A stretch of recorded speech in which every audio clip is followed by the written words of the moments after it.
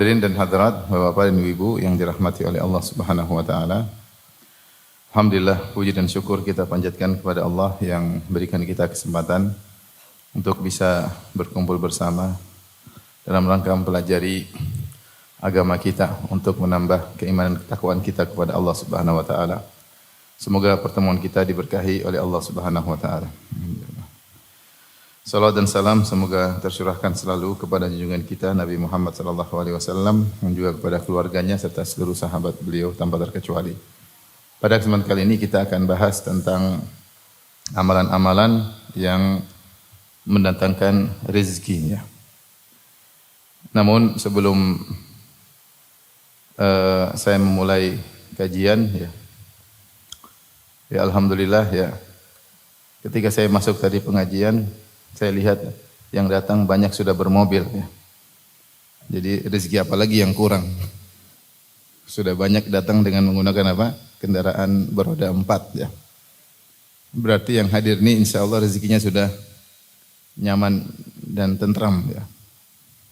Maka saya bertanya-tanya, kenapa lagi kajian amal-amal untuk mencari apa? Rezeki. Rezeki sudah pada punya. Tentunya tidak mengapa ya kita mengenal amal-amal yang bisa mendatangkan rezeki. Tetapi sebelum kita membahas amal-amal tersebut, perlu saya ingatkan bahwasanya kalau rezeki semakin bertambah, berarti hisab semakin banyak, hisab semakin apa? Panjang. Kalau hisab semakin panjang, berarti urusan semakin repot di akhirat kelak. Bukankah Nabi SAW bersabda, yadkhulu al-jannata fuqara ummati qabla al-aghniya bi 50 atau bi 500 am. Orang-orang miskin dari umatku masuk surga 500 tahun sebelum orang-orang kaya. Dalam sebagian riwayat 100 tahun, dalam sebagian riwayat 40 tahun. Perbedaan antara 40 tahun atau 100 tahun atau 500 tahun dikatakan oleh para ulama kembali kepada hisab. Artinya orang kaya tersebut ada yang sangat kaya raya sehingga hisabnya semakin lama 500 tahun sehingga terlambat mereka masuk surga. Kalaupun mereka masuk surga. Artinya setelah dihisab mereka pun ternyata lolos dan berhasil. Itu pun mereka masuk surga terlambat 500 tahun. Kalau harta mereka semakin lebih sedikit, mungkin 100 tahun.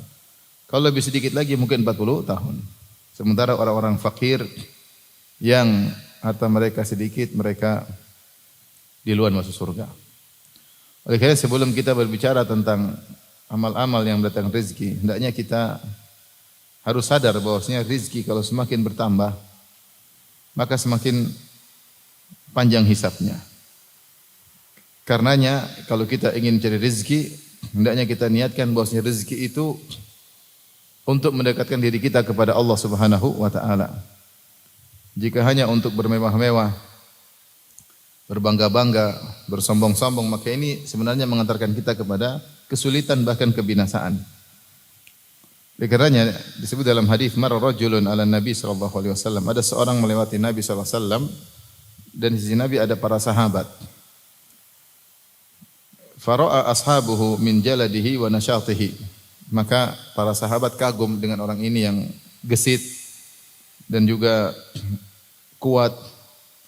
Maka mereka berkata, "Ya Rasulullah, lau ja'ala hadza fi sabilillah." Seandainya anak muda ini ya, atau orang ini menggunakan kekuatannya, kegesitannya untuk berjihad di jalan Allah Subhanahu wa taala. Orang ini keluar cari rezeki. Maka apa kata Nabi sallallahu alaihi wasallam? In kana kharaja yas'a ala waladihi sigharan fa huwa fi sabilillah. Kalau dia keluar dengan kegesitannya, dengan kekuatannya untuk mencari rezeki, untuk mengayomi anak-anaknya yang masih kecil, maka sungguhnya dia fi sabilillah, sedang berjuang di jalan Allah. Wa in kana kharaja yas'a ala walidaini kabiraini syaikhaini fa huwa fi sabilillah. Kalau dia keluar ternyata untuk mengayomi kedua orang tuanya yang sudah tua, sungguhnya dia juga sedang fi sabilillah. Wa in kana kharaja yas'a liyu'iffa nafsahu, kalau dia keluar mencari rizki untuk menjaga harkat dan martabat dirinya agar tidak minta-minta kepada orang lain, fahuwa fi sabilillah, dia sungguhnya sedang berjihad juga. Kemudian yang terakhir kata Nabi, wa in kana kharaja yas'a riya'an wa mufakharatan fahuwa fi sabilil syaitan. Adapun kalau dia keluar mencari rizki hanya untuk riya, mufakharatan untuk bangga-banggaan, sombong-sombongan, maka sungguhnya dia sedang di jalan syaitan. Oleh karenanya kita pun kalau mencari rezeki, niat kita harus benar, bukan untuk bangga-banggaan, pamer-pameran. Karena rezeki yang kita cari untuk bangga-banggaan, pamer-pameran ini sebenarnya merepotkan kita nanti. Beda kalau kita mencari rezeki, niat kita untuk kebaikan, untuk mengayomi fakir miskin, untuk membantu anak yatim, untuk bisa umrah, bisa haji misalnya, untuk membantu tetangga, untuk membantu karib kerabat, maka tidak ada masalah. Karena kita menggunakan rezeki tersebut dengan niat untuk mendekatkan diri kita kepada Allah Subhanahu wa taala. Makanya ketika Amr bin As radhiyallahu anhu dipanggil oleh Nabi sallallahu alaihi wasallam kemudian disuruh menjadi pimpinan Amirul Mujahidin, Amirul Jaish, disuruh jadi pemimpin pasukan. Kata Nabi agar kau mendapatkan ghanimah. Maka kata Amr bin As, saya berjihad bukan mencari ghanimah, bukan mencari harta.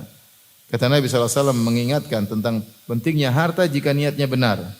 Kata Nabi SAW, ni'ma al-malu salihu li rajulis salih. Sebaik-baik harta yang baik itu harta yang halal jika dimiliki oleh seorang yang saleh. Karena orang yang saleh dialah yang bisa menggunakan hartanya untuk mendekatkan dirinya kepada Allah Subhanahu wa taala.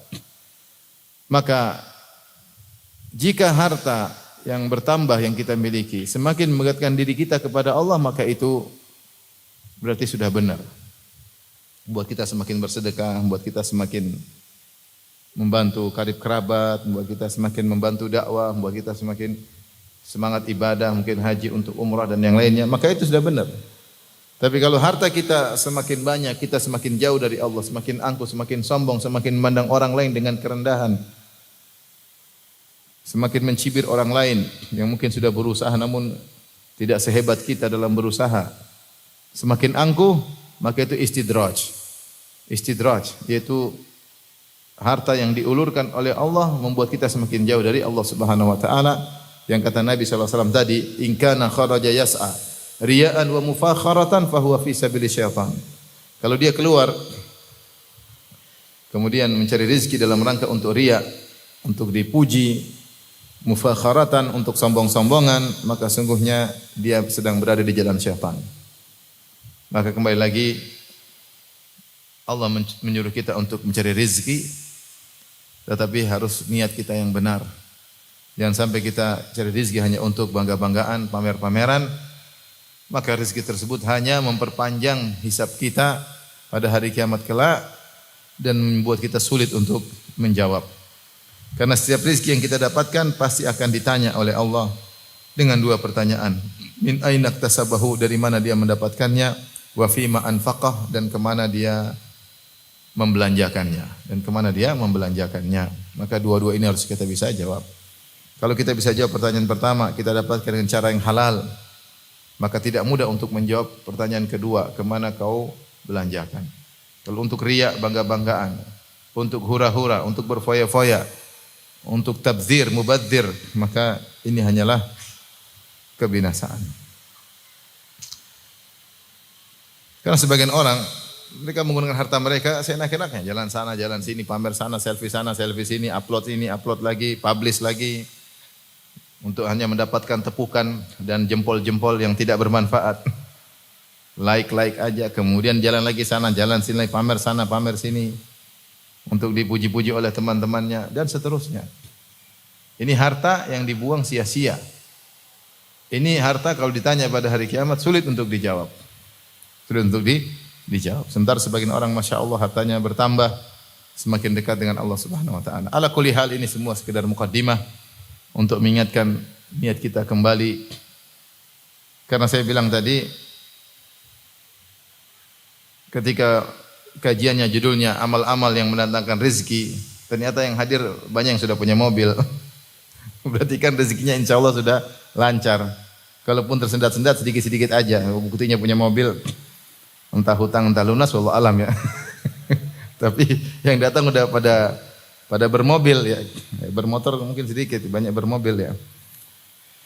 Oleh karenanya kita luruskan niat, kalau ingin tambah rezeki harus dengan niat yang benar. Baik, adapun amal-amal tersebut yang bisa datangkan rezeki maka sangat banyak.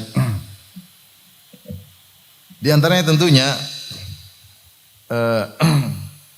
rezeki, di antara cara untuk mendapatkan rezeki ya tentunya dengan sebab kauniyah, sebab kauni, yaitu dengan bekerja.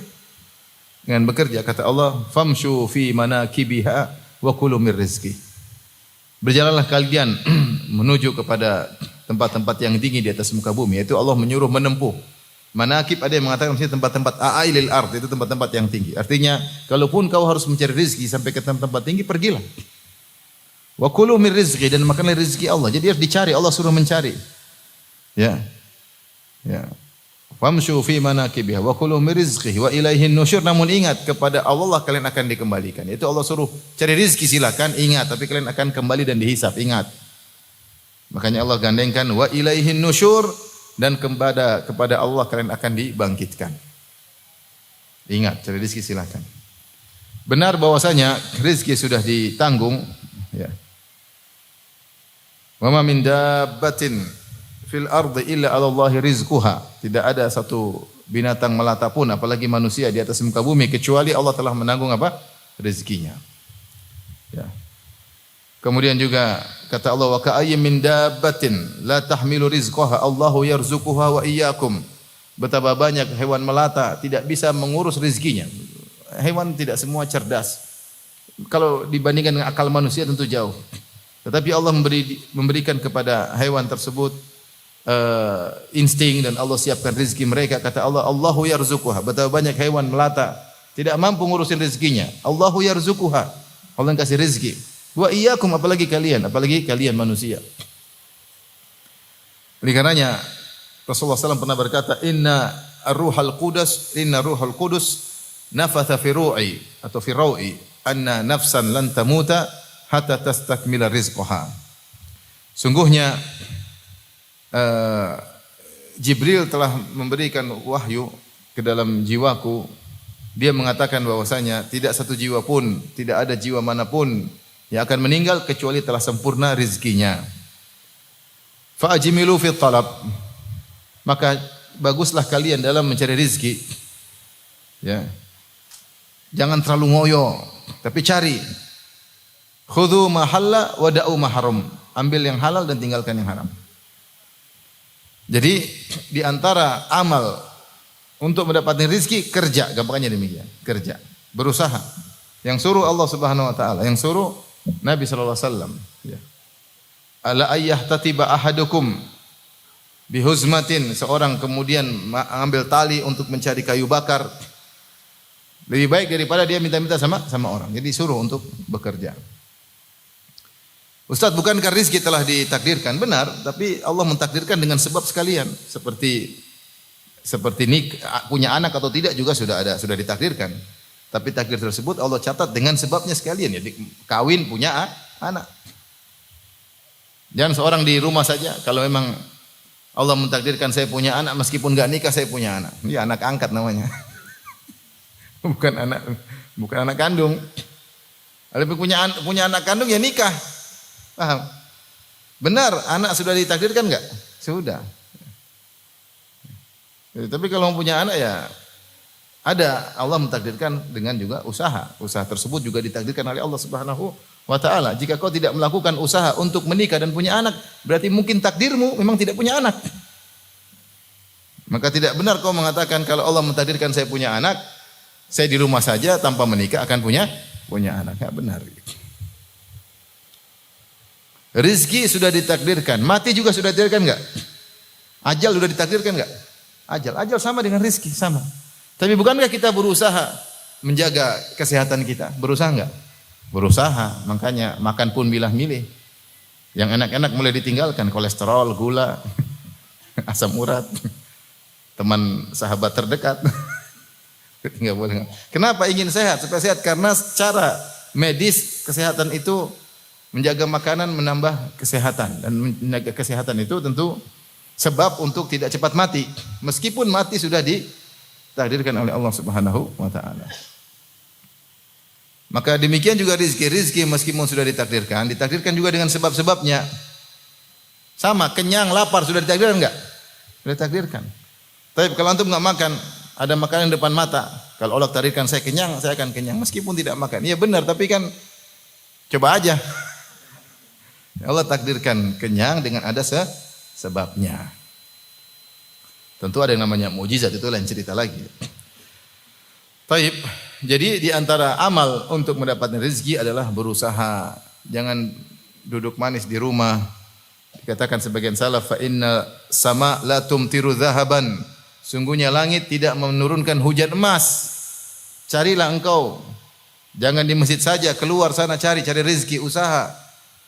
Usaha salah satu cara untuk mencari rezeki. Ini salah satu amal yang harus dikerjakan ya. Tetapi tadi fa'ajmilu fi talab, jangan terlalu ngoyo. Kenapa Rasulullah bilang jangan terlalu ngoyo? Yaitu cari dengan cara yang baik karena rezeki sudah tertulis. Rezeki sudah tertulis. Taib. Kata Rasulullah SAW tadi, la ayyah tatiba ahadukum huzmatan ala dhahrihi khairun min an yasala ahadan fayu'tiyahu aw yamna'ahu. Salah seorang dari kalian mengambil tali, kemudian dia pergi ke hutan cari kayu bakar. Lantas dia jual kayu bakar tersebut. Lebih baik daripada dia ngemis minta sama orang, kadang dikasih, kadang enggak dikasih. Lebih baik dia berusaha. Enggak usah malu-malu, selama itu pekerjaan halal kerjakan.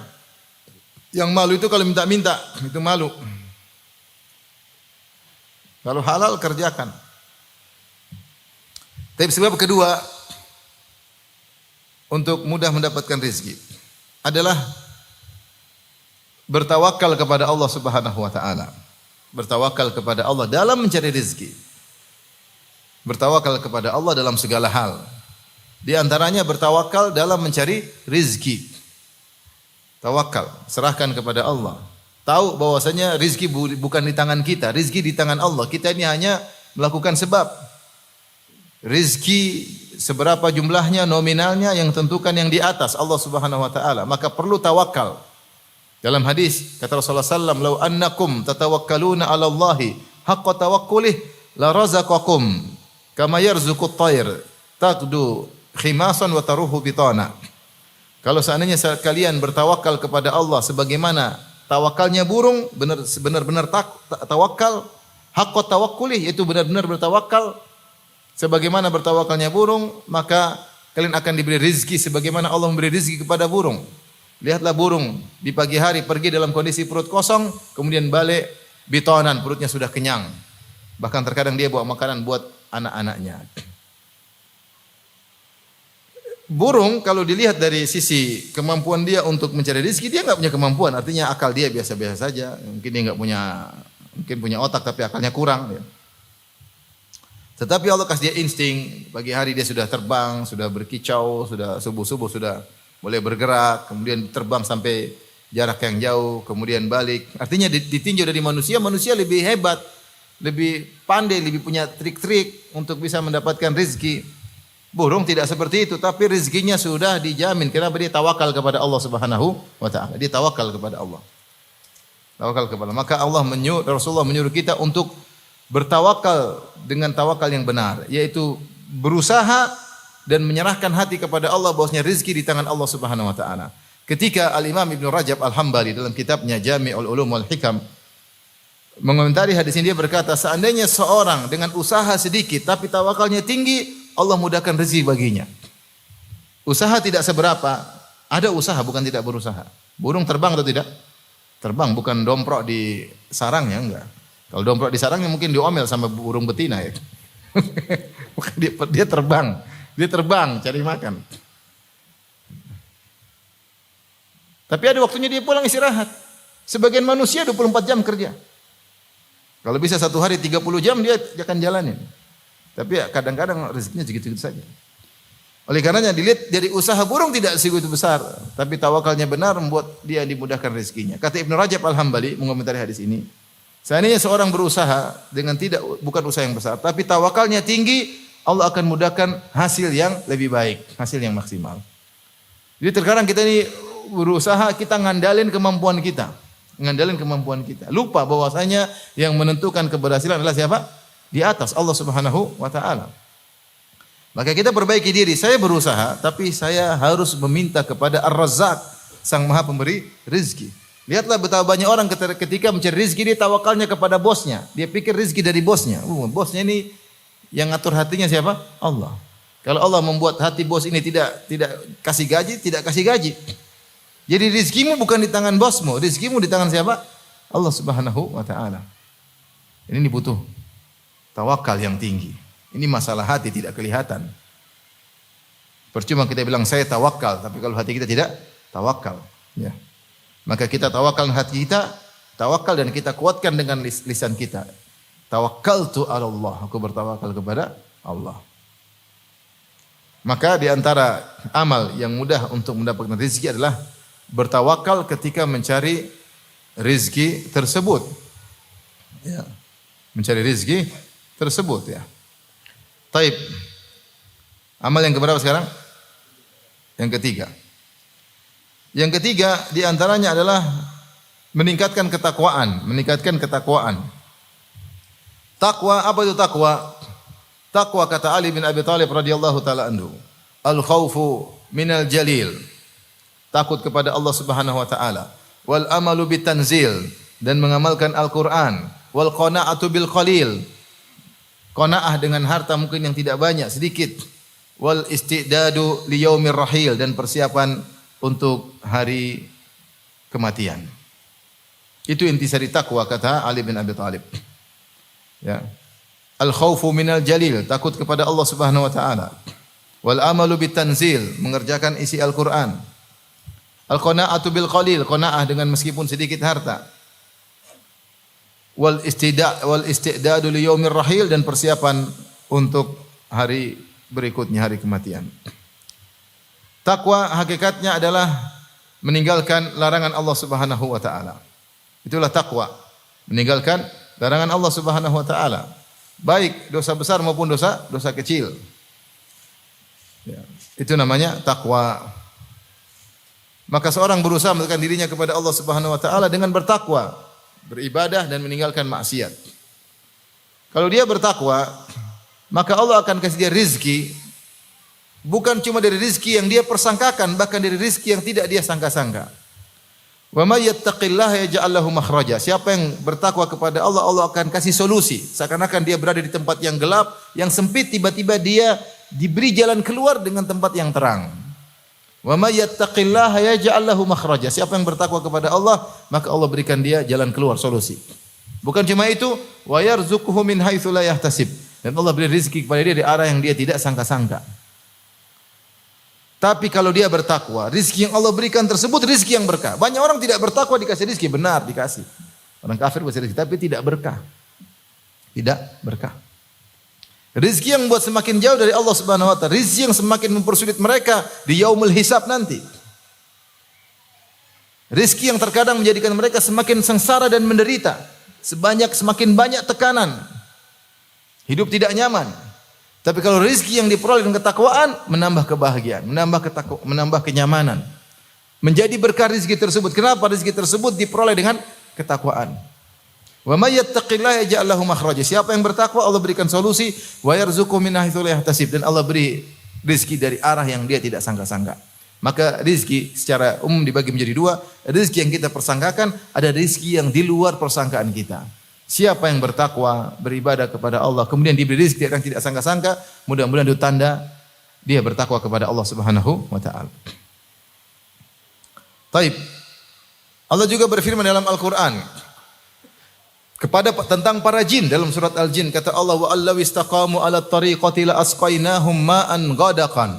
Seandainya mereka istiqamah di jalan yang benar, yaitu para jin istiqamah, kami akan turunkan kepada mereka hujan yang lebat. Kata para ulama, maksudnya ini ungkapan orang Arab tentang rizki yang banyak. Jin saja kalau bertakwa Allah kasih rizki yang banyak.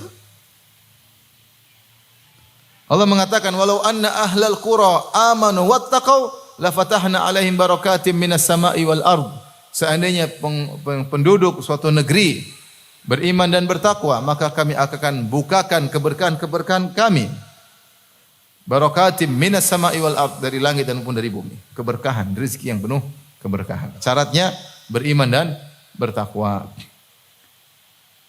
Jadi seorang kalau ingin rezekinya dimudahkan, hendaknya dia bertakwa kepada Allah Subhanahu wa taala.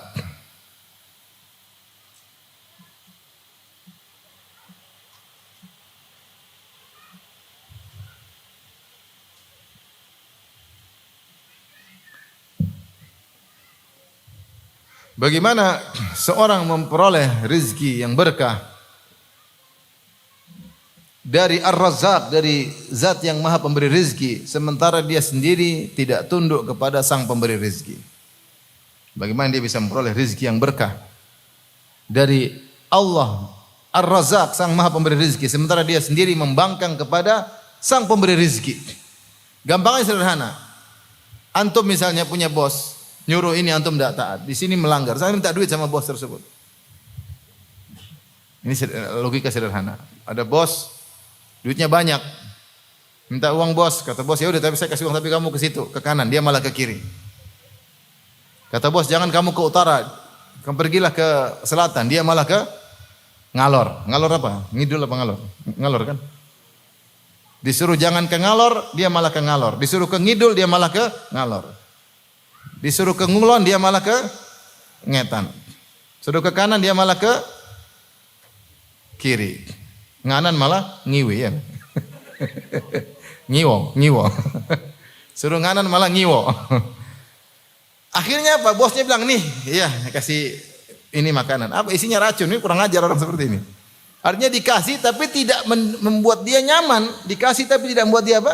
Nyaman. Sederhana. Walillahil matsalul a'la, bagi Allah permisalan yang lebih tinggi. Kalau orang tukang maksiat membangkang dikasih rezeki, tapi rezeki itu tidak membuat dia semakin dekat kepada Allah, membuat dia semakin jauh. Nah, kalau kita ingin dapat rezeki yang berkah, bertakwa kepada Allah. Bertakwa kepada Allah. Allah kasih rezeki yang berkah, bahkan Allah beri rezeki dari arah yang tidak kita sangka-sangka. Bertakwa ya udah, bertakwa itu jangan bermaksiat. Lihat cewek cantik, tundukkan pandangan, jangan melotot. Itu namanya takwa. Lagi buka HP, kemudian seliweran ada cewek-cewek enggak pakai terbuka auratnya, terlihat rambutnya, di scroll, jangan diklik. Apalagi di zoom. Scroll. Itu namanya apa? Takwa. Itu namanya takwa. Jangan bohong. Jangan mencuri, jangan korupsi. Itu namanya takwa. Jangan.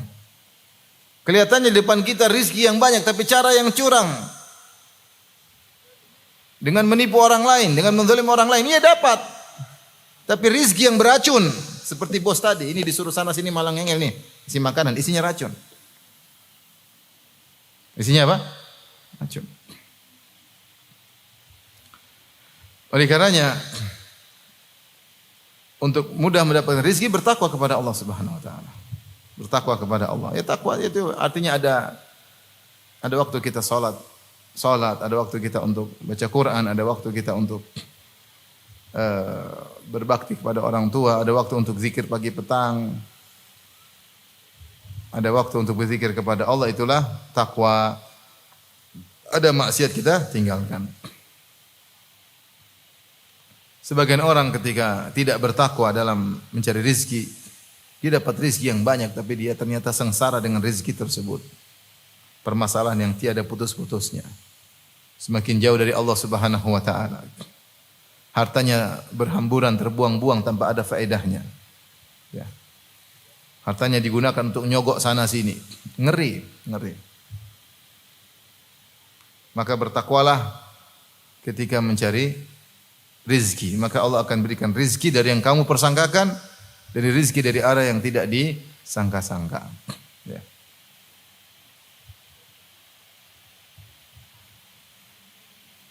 Berikutnya, di antara yang keberapa? Yang keberapa? 4. Untuk mendapatkan rizki mudah adalah al-ihsan ila dhu'afa, berbuat baik kepada orang-orang yang lemah, yaitu fakir miskin, orang cacat, anak yatim, orang susah, para janda yang kesulitan, ya, orang-orang susah. Cari mereka dan bantu mereka.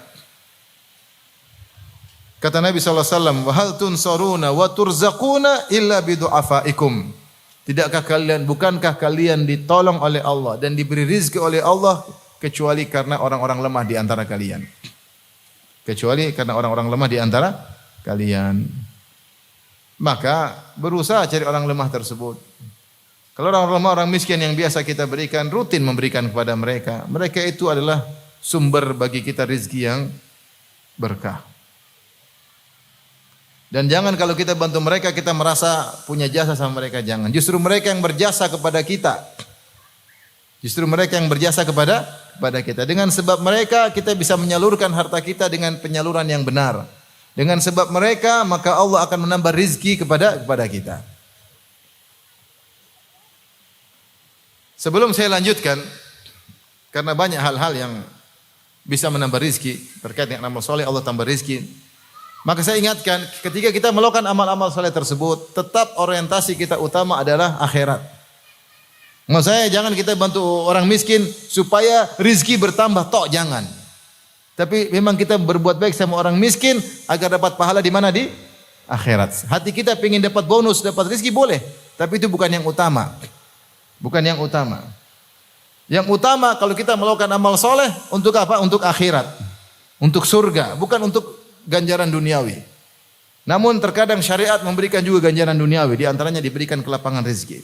Dan banyak amalan-amalan yang mendatangkan ganjaran duniawi sebelum ganjaran akhirat. Di antara ganjaran duniawi tersebut misalnya kelapangan rezeki. Nah, kita yang mengamalkan amal soleh tersebut, jadikan orientasi kita adalah untuk akhirat. Jangan sampai niat duniawi yang mendominasi. Karena para ulama membagi amal soleh menjadi 3 kemungkinan ditinjau dari niat. Yang pertama, seorang beramal soleh niatnya 100% untuk akhirat. Dia tidak mikir ganjaran duniawi sama sekali. Maka itu yang paling sempurna. Itu yang paling apa? Sempurna. Ya bantu-bantu aja. Pokoknya saya ingin cari akhirat. Dia tidak ada pikiran untuk dunia, tidak ada. Ini yang paling sempurna. Yang kedua, terbetik dalam hatinya, meskipun niat dia adalah untuk mendapat ganjaran akhirat, tetapi terbetik dalam dunianya juga, dalam hatinya untuk mendapatkan ganjaran duniawi yang disegerakan. Contoh tadi, supaya rezekinya lancar, supaya dijaga hartanya, dijaga oleh Allah Subhanahu wa taala. Itu kan duniawi semua. Duniawi atau bukan? Duniawi. Apakah boleh? Boleh. Tetapi tidak boleh mendominasi. Tidak boleh mendominasi. Tetap niat akhirat yang harus mendominasi. Kemungkinan yang ketiga, ya, atau ada empat model. Kemungkinan ketiga, seorang beramal soleh mencampurkan niat akhirat dengan niat duniawi, tetapi niat duniawinya lebih mendominasi. Maka ini hukumnya haram. Ini hukumnya apa? Haram. Allah mencela orang yang seperti ini, beramal akhirat untuk dunia. Allah mencela. Jika niat duniawinya mendominasi, maka ini tercela. Bahkan dia berdosa. Dan kemungkinan yang keempat, dia beramal soleh, niatnya duniawi tok. Tidak ada niat akhirat sama sekali. Niatnya duniawi tok. Maka ini dosa besar. Ini dosa terbesar, termasuk syirik, kata para ulama. Minar syirki iradatud dunya bi amalil akhirah. Di antara kesyirikan adalah mengharapkan ganjaran duniawi murni dengan amal soleh. Maka ini syirik. Saya ulangi, jadi ada berapa kemungkinan? 4 kemungkinan. Yang pertama, beramal soleh niatnya akhirat murni, maka ini yang terbaik. Yang kedua, beramal soleh niatnya duniawi dan akhirat, tetapi akhirat yang mendominasi, maka ini boleh karena dalilnya terlalu banyak. Berhaji sekaligus untuk jualan, boleh, tapi haji yang lebih dominan. Yang ketiga, mencampurkan niat duniawi dan akhirat, tetapi niat duniawi lebih dominan, maka ini haram. Yang terakhir, niatnya duniawi tok, maka ini syirik.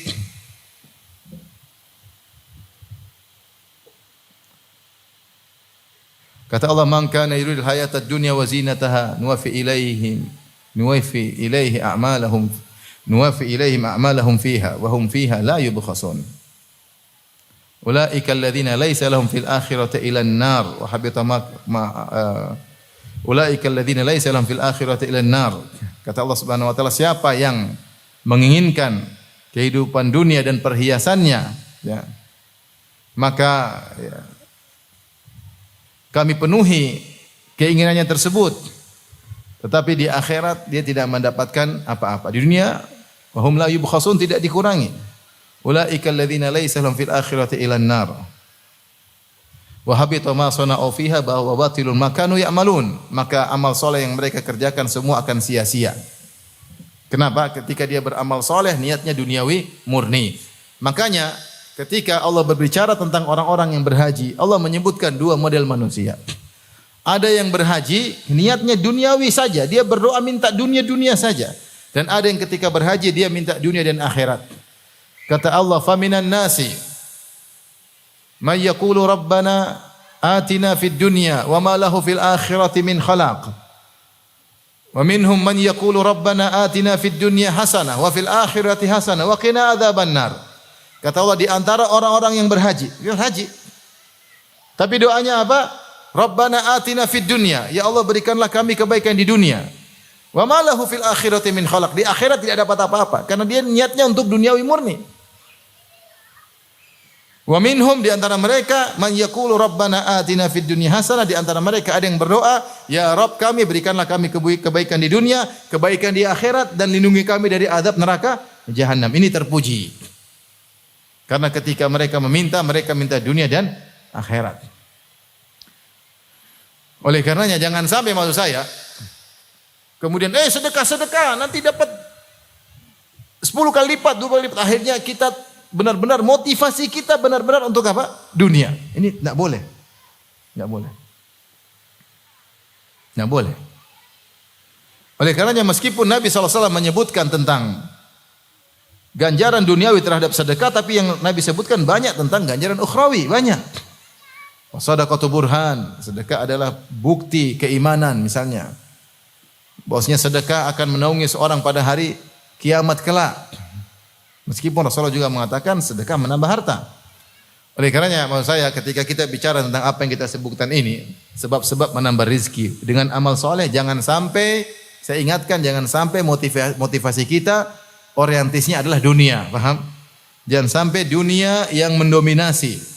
Di antara doa Nabi SAW, wala taj'alid dunya akbaru hammina wala mablagha ilmina. Ya Allah, janganlah kau jadikan dunia sebagai cita-cita kami, puncak yang mendominasi kami. Wala mablagha ilmina, dan jangan menjadikan dunia sebagai puncak ilmu yang kita pelajari. Taib. Jadi tadi berbuat baik kepada orang-orang susah. Cari orang-orang susah tersebut. Orang susah ada yang di depan kita, ada yang kita cari. Yang kita cari. Ya. Kata Allah memuji para penghuni surga, Allah mengatakan wa fi amwalihim haqqul lis-sa'ili wal mahrum. Wa fi amwalihim haqqum ma'lum lis-sa'ili wal mahrum. Dan mereka yang tahu bahwasanya dalam harta mereka ini ada bagian yang bukan milik mereka, tapi bagian milik orang-orang miskin. Siapa orang miskin tersebut? Allah bagi dua, lis-sa'ili wal mahrum. Ada orang miskin yang minta-minta, kasih kalau memang kita punya. Ada yang mahrum, tidak minta-minta. Dia mungkin malu, mungkin dia tidak sempat minta, mungkin dia terduduk di rumahnya, mungkin dia sudah kerja tetapi penghasilannya kurang. Ini orang susah yang mungkin mereka malu untuk minta-minta. Nah, kita cari mereka, cari mereka. Karena orang yang susah itu ada dua, ada yang minta-minta langsung ada, dan itu banyak, dan ada yang tidak minta-minta, tapi terlihat dari raut wajahnya yang kesulitan, dari pakaiannya, dari cara ngomongnya terlihat kesulitan yang dia hadapi. Maka kita harus peka. Jangan kita tunggu dia minta, jangan. Kita tahu dia susah, kalau kita punya kasih. Kita menjaga ma'u wajhi, yaitu kita menjaga harga dirinya. Taib, jadi di antara sebab mendatangkan rezeki adalah perhatian sama orang-orang susah. Ya. Dan saya katakan tadi, justru mereka yang lebih banyak berjasa kepada kita. Kita kasih mereka enggak seberapa, tapi yang dibalas oleh Allah semakin apa? Banyak. Tapi yang berikutnya, birrul walidain, berbakti kepada kedua orang tua. Ini yang keberapa? 5. Di antara sebab amal soleh memudahkan rizki lancar ditambah oleh Allah adalah berbakti kepada kedua orang tua. Datang lafal secara spesifik tentang kedua orang tua dalam riwayat Imam Ahmad dalam musnadnya dengan sanad yang hasan atau sahih. Nabi SAW bersabda, "Man sarrahu an yumadda fi umurihi wa an yuzada lahu fi rizqihi falyabirra walidayhi." Siapa yang ingin atau suka dipanjangkan umurnya dan ditambah rizkinya, maka berbaktilah kepada kedua orang tua. Antum hani'an lakum, bahagialah antum yang masih punya orang tua. Banyak di antara kita sudah tidak punya orang tua. Pesan saya, kalau punya orang tua masih hidup, jangan pernah perhitungan sama mereka. Tentu bukan dengan mentelantarkan anak istri, enggak, anak istri tetap nomor satu.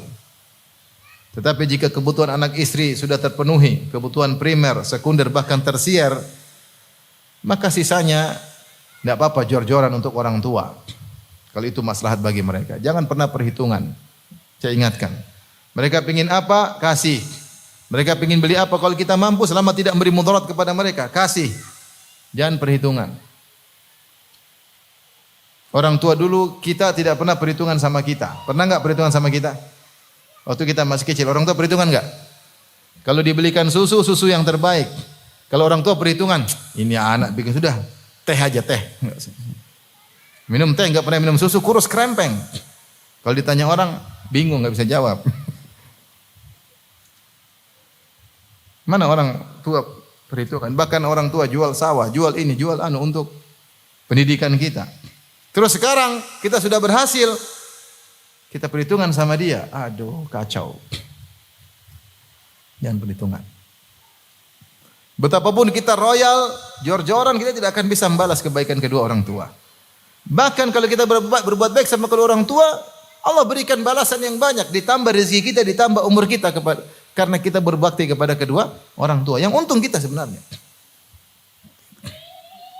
Oleh karena di antara orang yang cerdas dan tahu tentang kebaikan dirinya di dunia untuk dunianya maupun untuk akhiratnya, dia mengenali kebutuhan orang tuanya dan dia menyediakan kebutuhan orang tuanya sebelum orang tuanya minta. Itu orang cerdas. Yang goblok nunggu orang tuanya minta-minta, itu goblok. Kalau antum cerdas, antum kenali kebutuhan orang tua. Berikan sebelum dia meminta. Apalagi kalau dia sudah minta. Makanya saya baca kisah seorang yang sudah tua. Sudah tua, kemudian dia cerita, saya baru sadar, kata dia sudah tua, saya baru sadar ternyata saya dulu tidak berbakti kepada ayahku. Ini laki-laki dia cerita. Setelah saya tua, saya baru sadar ternyata saya dulu waktu masih muda tidak berbakti kepada ayahku. Kenapa? Ketika dia sudah tua, anaknya datang, dia punya anak. Sering nanya, ayah mau ini, ayah mau anu, ditawarin kebaikan-kebaikan.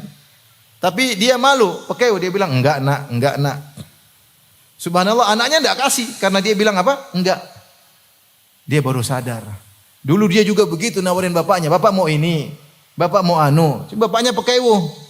Bapaknya bilang enggak, padahal bapaknya pingin. Dia baru sadar ternyata dulu saya salah. Saya salah. Harusnya enggak usah tanya-tanya. Kalau tahu orang tua kira-kira suka, kasih aja, enggak usah tanya-tanya. Orang tua malu. Malu ya. Dia masih punya harga diri, ya, kadang-kadang ya. Oleh karenanya orang yang cerdas yang mengenali kebutuhan orang tuanya dan dia penuhi kebutuhan orang tuanya sebelum orang tuanya minta, itu orang cerdas. Karena itu baik untuk dunianya dan baik untuk apa? Akhiratnya. Taib, berikutnya yang keberapa? 6. Di antara amal soleh yang memudahkan mendatangkan rizki adalah menyambung silaturahmi. Bukan cuma terbatas kepada kedua orang tua, bahkan silaturahim. Rahim kita, kalau kita berbuat baik kepada mereka, maka rezeki akan lancar, umur diperpanjang. Kata Nabi SAW, Man ahabba an yubsatalahu fi rizqihi wa yunsa'a fi atharih falyasil rahimah.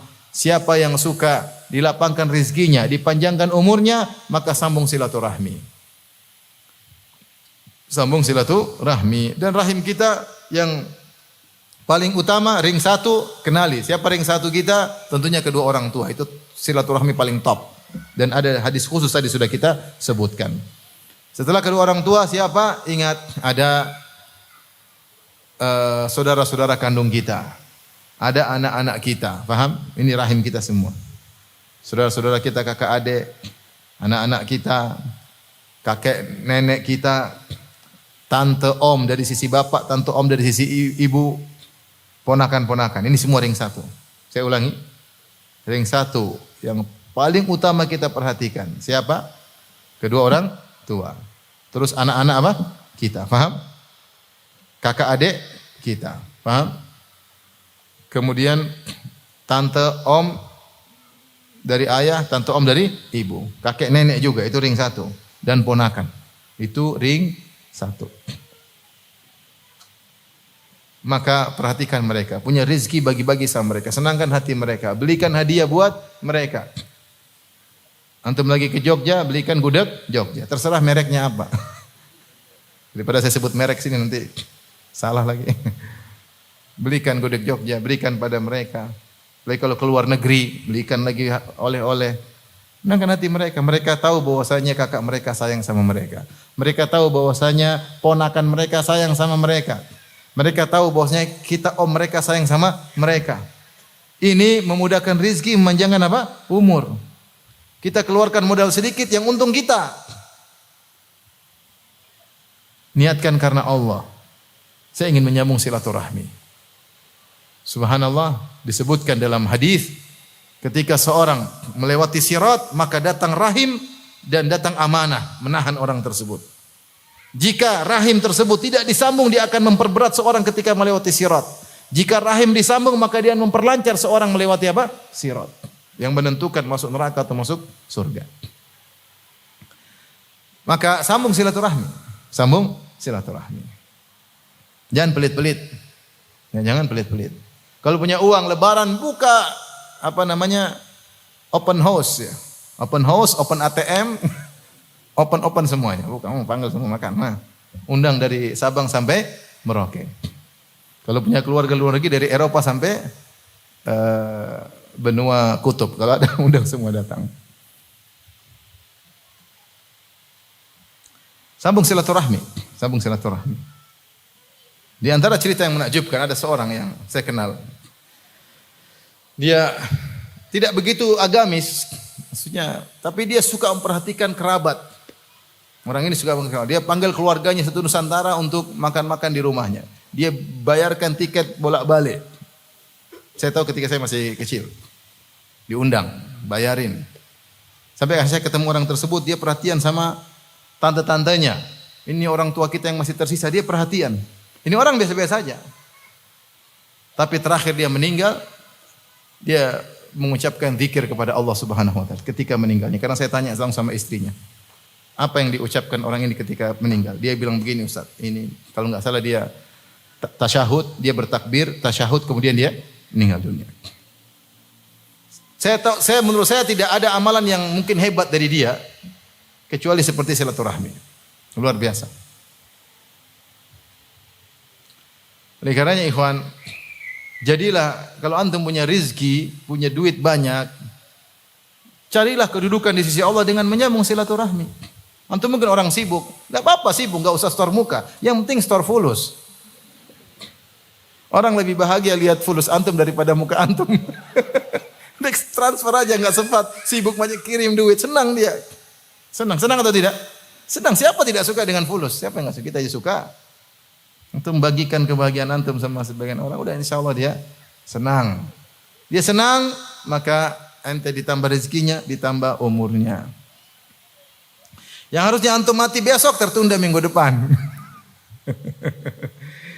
Oleh karenanya di antara sebab nambah rezeki dan lapang tambah umur adalah menyambung silaturahmi. Dalam riwayat yang lain atau hadis yang lain Rasulullah SAW bersabda, silaturahim mahabbatun fil ahli mathratun fil mal. Menyambung silaturahmi menjadikan keluarga kerabat suka dengan kamu, dicintai oleh kerabat. Dan masratun fil mal, dan menambah harta yang banyak. Menambah harta yang banyak. Ini silaturahmi. Taib yang berikutnya.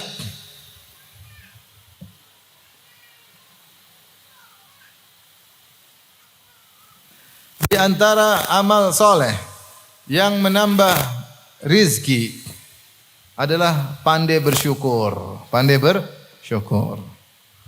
La in syakartum la azidannakum. Kalau kalian bersyukur niscaya aku akan menambah bagi kalian. Kadang ini kita tidak bersyukur. Bersyukur, nikmati apa yang Allah berikan. Alhamdulillah, alhamdulillah, alhamdulillah. Sering memuji Allah. Sering memuji Allah. Nabi Nuh alaihissalam disifati oleh Allah, innahu kana abdan syakura. Sungguhnya Nuh adalah hamba yang pandai bersyukur. Disebutkan dalam buku tafsir, Nabi Nuh kalau pakai pakaian dia bilang alhamdulillah. Allah telah, segala puji bagi Allah yang telah memberikan aku pakaian. Kalau dia berkehendak aku tidak punya pakaian. Kalau dia makan, dia bilang alhamdulillah. Segala puji bagi Allah yang menjadikan aku kenyang. Jika Allah berkehendak aku dijadikan lapar, tidak ada makanan untukku. Seperti itu. Kalau dia pakai sendal, dia muji Allah, alhamdulillah yang telah memberikan aku sendal. Betapa banyak orang berjalan tanpa apa? Sendal. Nabi Nuh selalu berterima kasih kepada Allah, selalu bersyukur kepada Allah Subhanahu wa taala. Allah mengatakan, "Ya ibadi." Ya. Wahai hamba-hambaku, sungguhnya kullukum ja'i, seluruh kalian kelaparan, illa man at'amtuhu, kecuali yang aku kasih makan. Kita harus ingat, kita ini makan sebenarnya rezeki dari Allah. Fastat'imuni, mintalah makan dariku, ut'imkum, niscaya aku akan berikan makanan kepada kalian. Ya ibadi kullukum 'arin kasautuhu, wahai hamba-hambaku, kalian seluruhnya tidak punya pada kalian. Oleh karena kita harus sadar segala nikmat yang Allah berikan ini begitu banyak. Coba antum hitung nikmat yang antum miliki, banyak sekali. Antum sehat, ya enggak? Sehat, masih bisa ikut pengajian, masih mudeng ikut pengajian. Ada yang enggak mudeng sudah?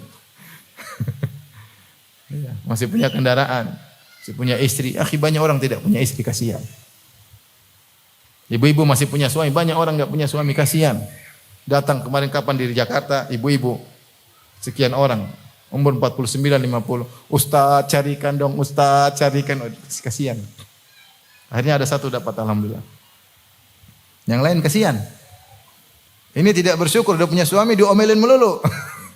Lihat masih banyak orang tidak punya apa? Suami, kasihan. Enggak ada tempat untuk diomelin.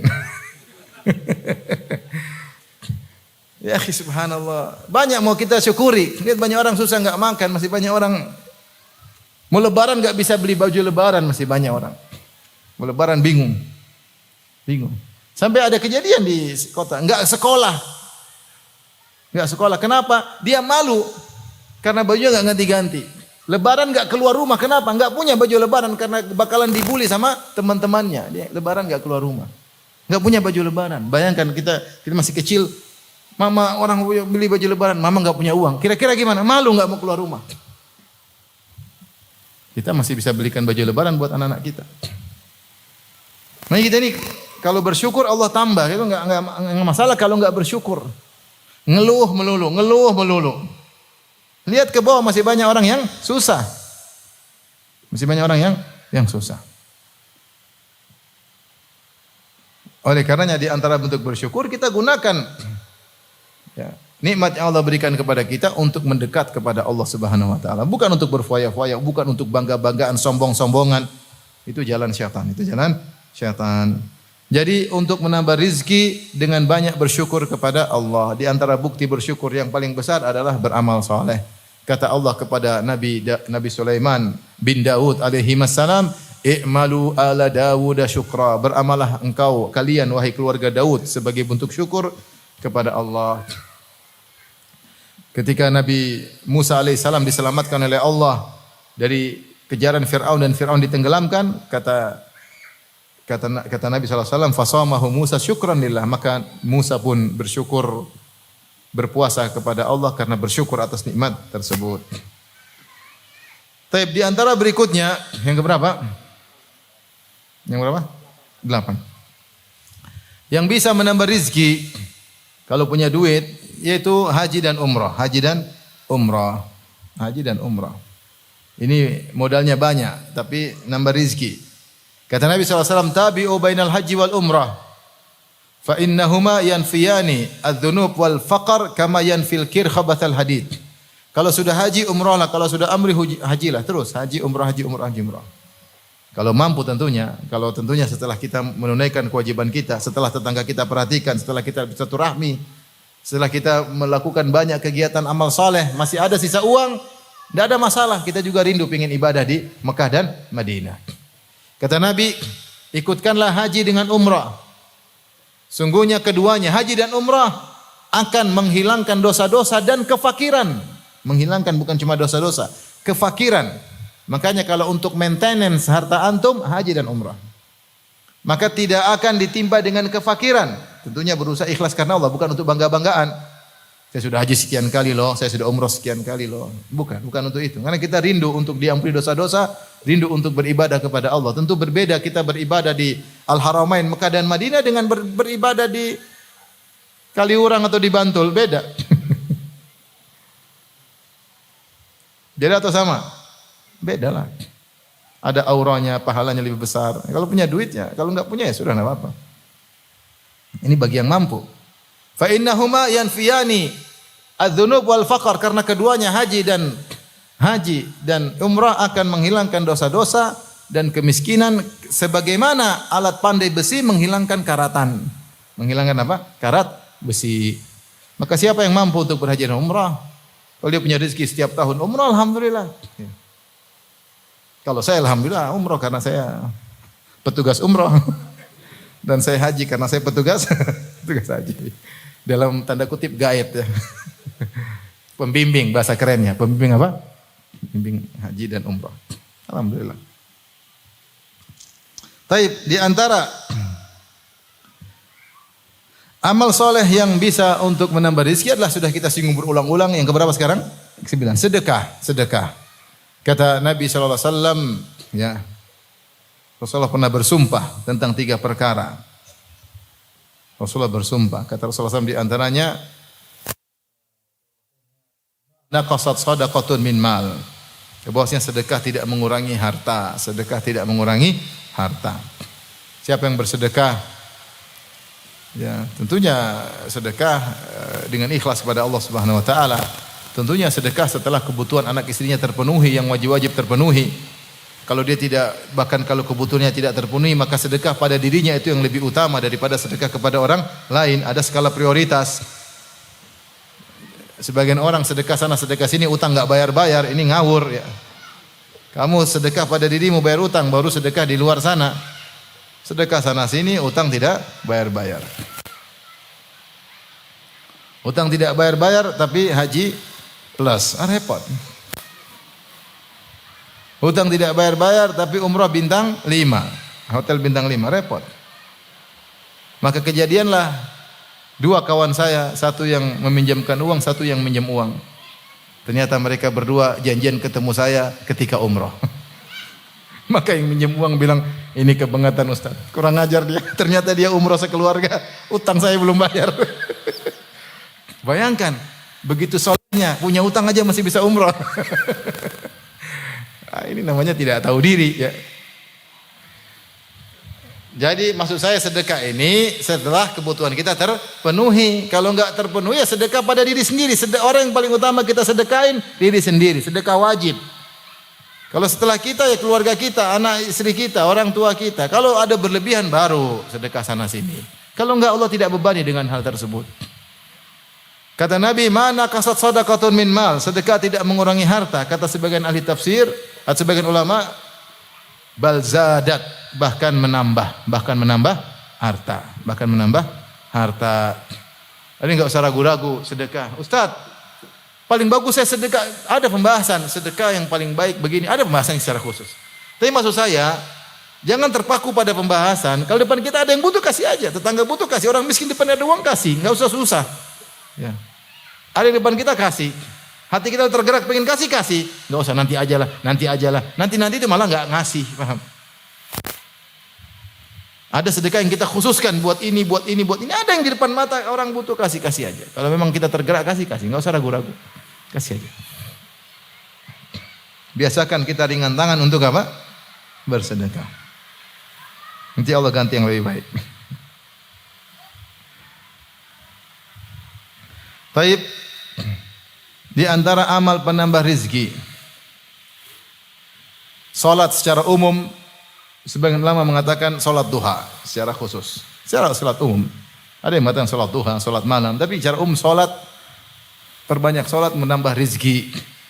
Allah mengatakan wa'mur ahlaka bis salati wastabir 'alaiha la nas'aluka rizqan nahnu narzuquk wal aqibatu littaqwa dalam surat Thaha. Kata Allah, perintahkan anak istrimu untuk salat. Jadi di antara sebab untuk nambah rezeki, suruh anak istri salat. Bangun salat. Utang belum bayar, salat dulu.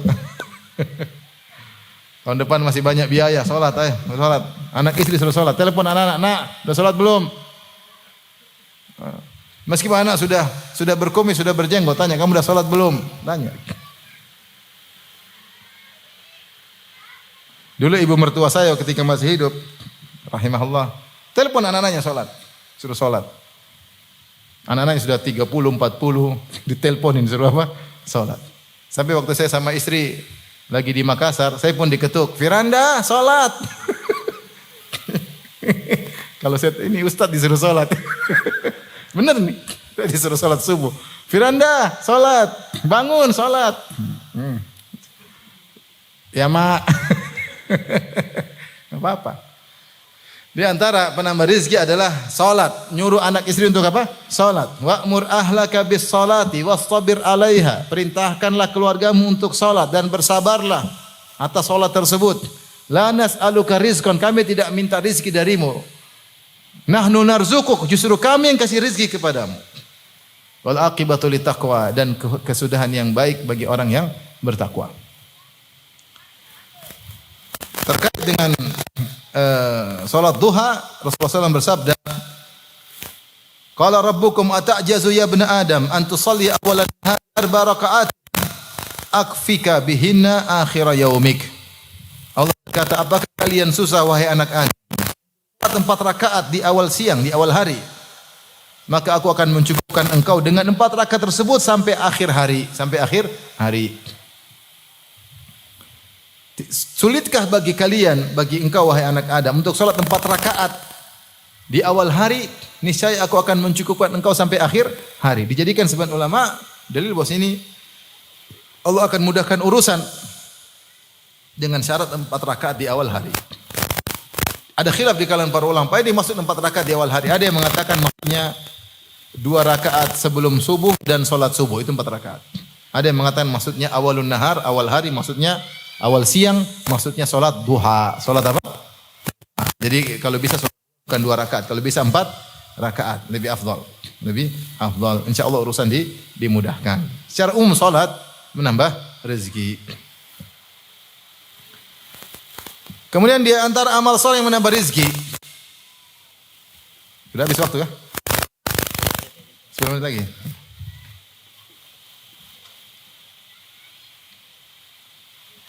Di antara amal soleh menambah rezeki, nikah. Nikah.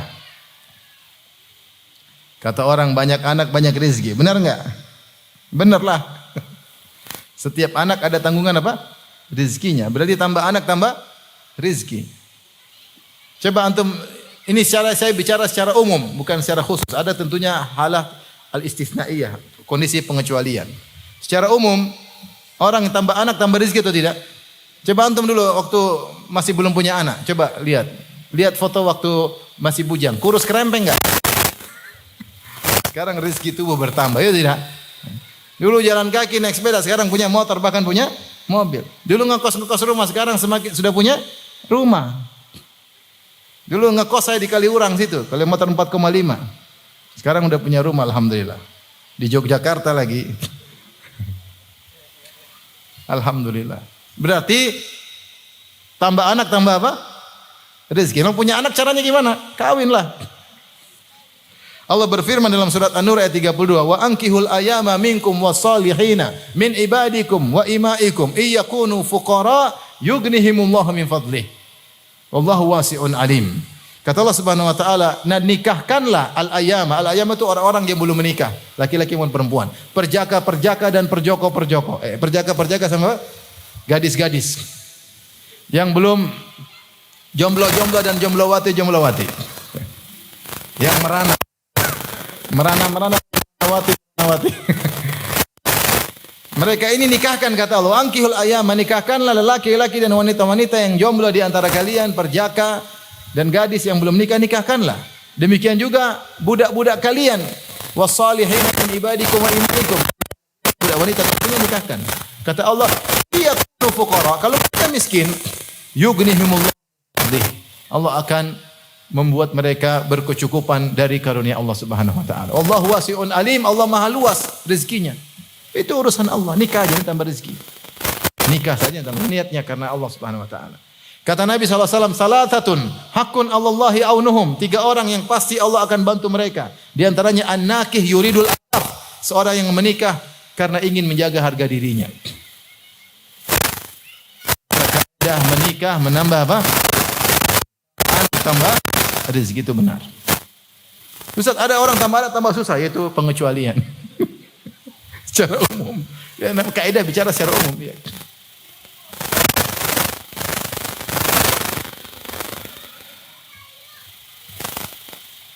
Di antara juga pendapat sebagian ulama dalam satu hadis riwayat Ahmad dengan sanad yang hasan, banyak bertasbih. Banyak bertasbih.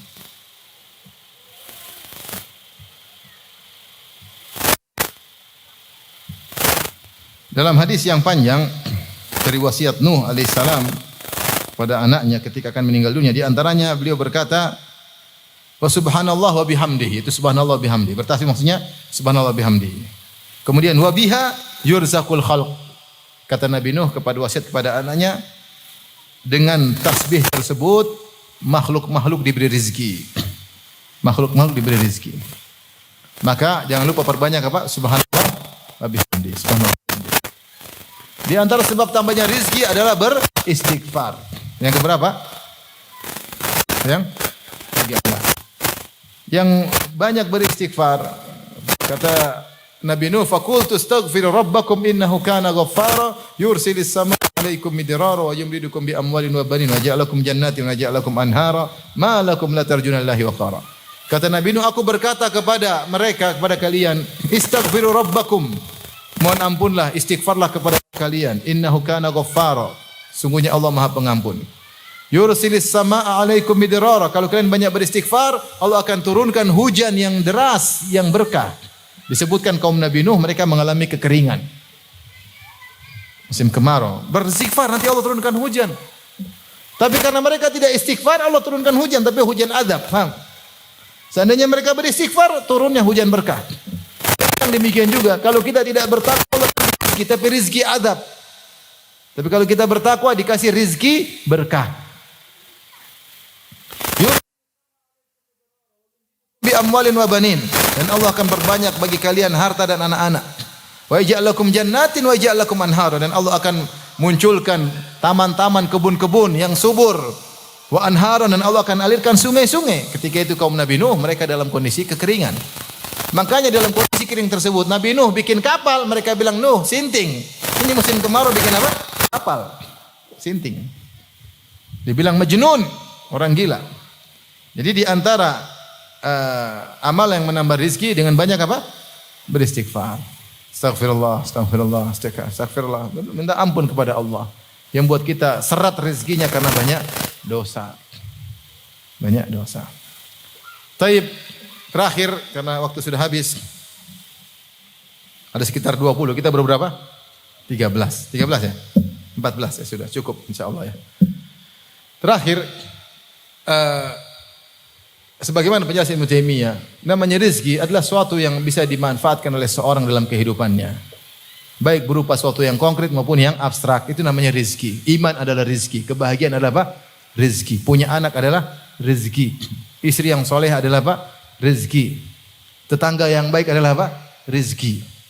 Maka jangan seorang bilang, "Ustaz, saya sudah ngamalin 14, bahkan 15 saya amalin." Padahal belum saya sebutin yang 15. Kenapa rezeki saya segitu-segitu aja? Kita bilang rezeki itu banyak, bukan cuma terhadap apa? Materi. Ente beriman, ente tenteram, itu rezeki. Ente ikut pengajian, itu apa? Rezeki. Punya anak yang nurut, itu rizki luar biasa. Punya istri soleha, tidak pernah ngomel, itu rizki yang luar biasa, meskipun agak mustahil. Jadi itu banyak rizki. Rizki banyak. Jangan dibatasi rizki cuma sekedar kemewahan hidup. Demikian saja yang saya sampaikan, semoga bermanfaat. Wallahu taala alam bisawab. Tapi demikian saja, masih banyak pertanyaan yang bisa saya jawab, bisa ditanyakan kepada ustaz yang lain. Subhanakallah bihamdik asyhadu an la ilaha illa anta astaghfiruka wa atubu ilaik. Assalamualaikum warahmatullahi wabarakatuh.